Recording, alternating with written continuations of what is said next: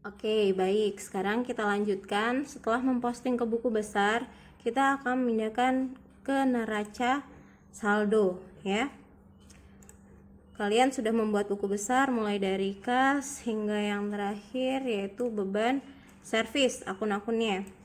Kita mulai dari yang pertama. Untuk akun kas itu saldo akhirnya ada di debit sebesar Rp61.300.000. Maka di sini pada neraca saldo kalian hanya memindahkan kembali untuk akun kas di debit sebesar nilai akhir yaitu Rp61.300.000. Lanjut yang kedua yaitu piutang usaha. Piutang usaha juga masih ada di debit sebesar Rp14.900.000. Ya. Piutang usaha sebesar Rp14.900.000. Dan seterusnya sampai ke akun yang terakhir yaitu beban servis. Di sini hanya memindahkan nilai akhir dari buku besar, disesuaikan. Misalkan tadi kas dan piutang ada di saldonya di debit, maka pindahkan ke debit. Untuk akumulasi penyusutan nih, misalkan saldonya ada di kredit, maka di neraca saldo pun akumulasi penyusutan peralatan itu ada di saldo kredit. Ya, harus benar-benar sesuai. Selanjutnya kita akan membahas tentang ayat jurnal penyesuaian, ya.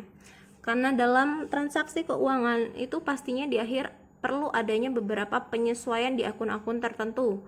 Misalkan saja yang pertama yaitu untuk akun perlengkapan. Nah, di akhir periode itu masih ada perlengkapan tersisa sebesar Rp1.750.000. Yang kedua, penyusutan peralatan dan komputer masing-masing sebesar Rp12.200.000 untuk peralatan, ya, dan juga Rp3 juta untuk penyusutan komputer. Ketiga, pendapatan jasa diterima di muka untuk 4 bulan terhitung tanggal 1 November 2019. Nah, kemarin sudah diberikan contoh untuk perhitungan jurnal penyesuaian. Sesuai dengan soal yang tadi, untuk perlengkapan yang terpakai di neraca saldo sebelumnya dilihat bahwa akun perlengkapan itu nominalnya sebesar Rp3.900.000. Ternyata masih ada sisa sebesar Rp1.750.000. Berarti berapa perlengkapan yang sesungguhnya terpakai di periode tersebut? Kita hanya tinggal mengurangkan Rp3.900.000 dikurang Rp1.750.000 sehingga hasilnya adalah Rp2.150.000.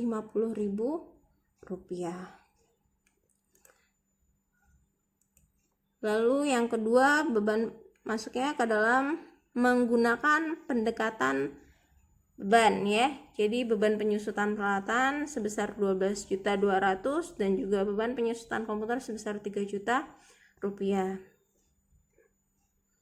Nah, untuk nomor 3 nih, yang tadi pendapatan yang berhak diakui yaitu mulai dari 1 November sampai dengan 31 Desember sebesar 2 bulan. Karena tadi di soal pendapatan jasa diterima di muka untuk 4 bulan, ya. Sedangkan yang dihitung hanya 2 bulan. Maka 2/4 dikali Rp10 juta atau setengahnya. Sehingga pendapatan diterima di muka itu sebesar Rp5 juta.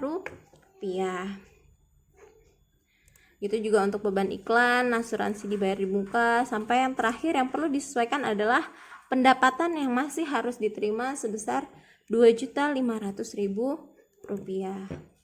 Ingat, untuk akun neraca di akhirnya itu perlu ada penjumlahan antara debit dan kredit, dan ini harus seimbang seperti itu.